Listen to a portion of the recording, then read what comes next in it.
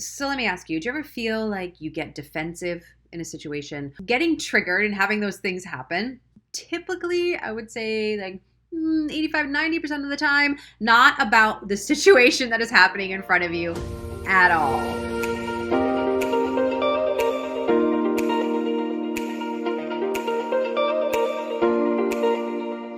Hi there, Jodie Bentley here, actor, producer, and career coach. And today I want to talk about emotional triggers. So let me ask you, do you ever feel like you get defensive in a situation, or maybe you start taking things a little too personally? That is really an emotional trigger that is occurring.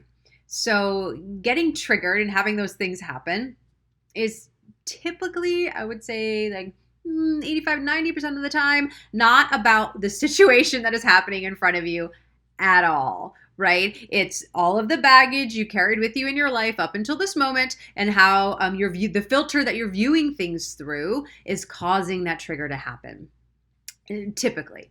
And triggers usually cause a fight or flight response. And then the results that you see from that are maybe you start to push people away. You start to feel alone. You maybe get angry or sad, or maybe you literally fight with someone, right? Because you were triggered. So you either have that fight or flight response. We either retreat or we move forward with combative energy. And so we get to be aware of this, right? Because it happens all the time in micro little ways, because we're human, right? And all of us come with baggage, whether you believe you have it or not. We do. And we get triggered all the time. But all of that is really good information for you to know and for you to be able to manage and to be able to separate what is actually true, or is there something going on in this circumstance that isn't right? So, and I had a client recently who misconstrued something that was said to him. He totally got triggered, and then he found himself getting angry and writing texts that he later regretted. I had another client who had a casting director say something to them at an audition that was totally innocent thing to say, but she saw it through her own filter, and it just made her want to retreat, made her feel small. So we get to recognize these things because it does have an impact on how we show up in the world.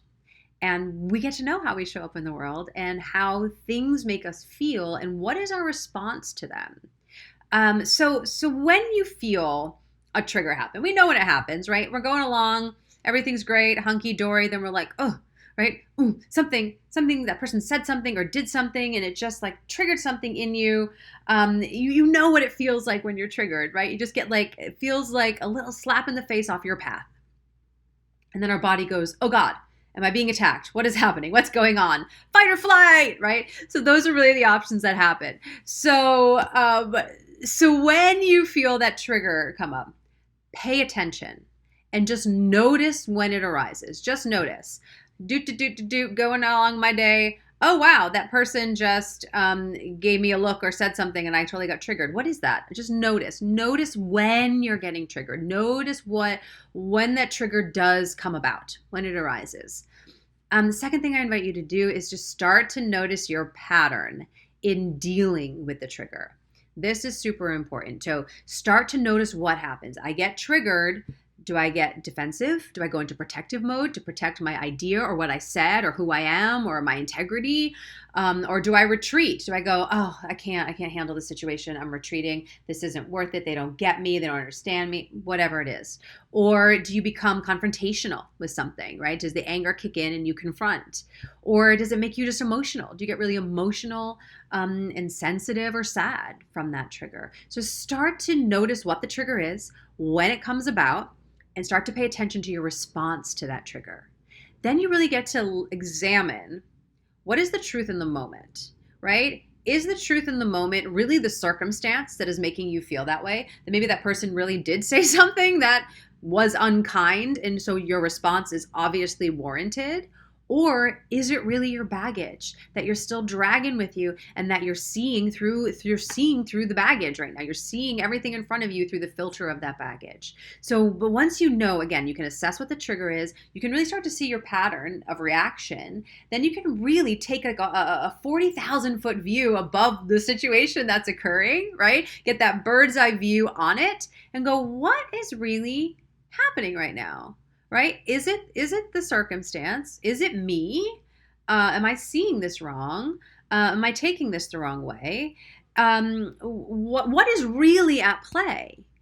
Because triggers, when we get triggered, we just feel like we're on an emotional roller coaster ride, right? And if that continually happens over and over again, that's just the definition of chaos, right? We just feel chaotic on a daily basis because we feel like our emotions are on this roller coaster. So really, again, understanding the trigger, paying attention to your reaction to the trigger, and then figuring out what is really happening in the moment, taking that 40,000 foot view and going, okay, is this truth in what I'm feeling or not?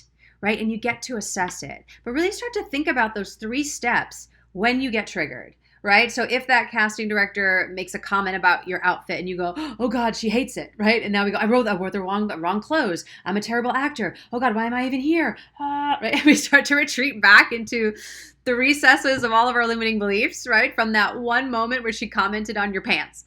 I'm just making that up. But do you know what I mean? But like really looking at that moment and going, oh, she commented on my pants. I wonder what she meant by that. Let me ask her. Right?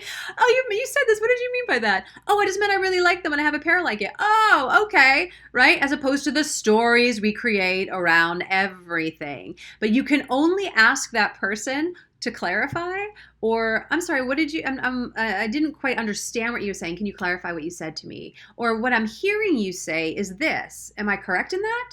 And then really engaging that person to get more clarity.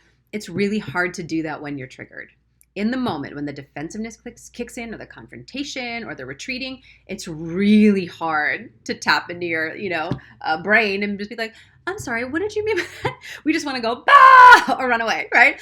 So, but if you can really start to go through that process of, again, paying attention to the trigger when it arises. What is your natural reaction to it? And is it truth? Then you can come from a place of a little bit more groundedness, right? And not so caught up in the moment with that person to be able to gain clarity on the situation so you don't spiral down.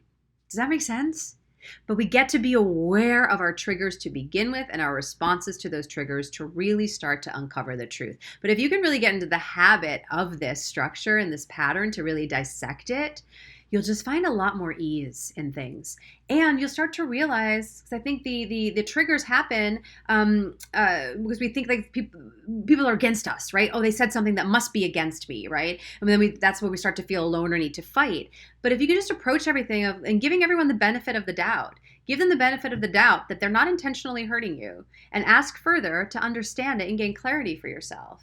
And you will start to see really how your brain is just making stories up in the moment about what is not even there. It was there in the past, but it's not there now, right? And really our goal as artists and as humans is to be as present as we can be, right? But, worry lives in the future, anxiety lives in the past, but we get to be in the present. So use these steps to really understand your triggers more, to have a life of ease and less little emotional roller coaster. All right, I trust that was helpful. Post in the comments what you think. I'll see you later. Bye.